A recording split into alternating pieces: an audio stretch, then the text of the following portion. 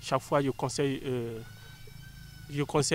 le fonio à mes clients et moi-même, je le goûte parce que c'est difficile de le goûter à Nati Tengu. Ici, c'est spécial, c'est la localité et c'est très, très délicieux. Chaque fois, ils sont très, très satisfaits et ils en demandent en plus. Adarou est guide touristique au Bénin. Pour lui faire goûter le fonio est un incontournable des voyages dans la Takora. Selon Serge, le responsable marketing à Louvain Coopération, le fonio pourrait un jour se retrouver dans vos rayons de supermarché. Je ne trouve pas que le fonio puisse avoir de difficultés à s'exporter. C'est d'ailleurs même de plus en plus quelque chose que tous ceux qui connaissent pour une première fois et qui viennent de l'Europe ou des États-Unis, ils veulent en avoir. Les bienfaits du fonio en ont déjà convaincu plus d'un. La question est d'assurer la quantité de production.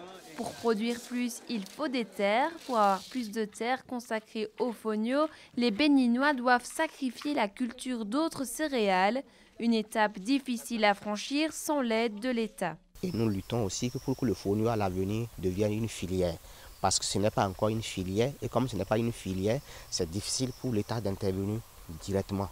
Mais nous mettons tout en œuvre. C'est à partir de la production, une forte production qui permettra à l'État béninois de prendre en considération cette production. Parce que pour le moment, le fonio n'est produit que majoritairement à Boukoumé, un peu à Kobli, à Materi, à Tanyeta aussi un peu, mais c'est Boukoumé la capitale du fonio si on veut parler véritablement du fonio.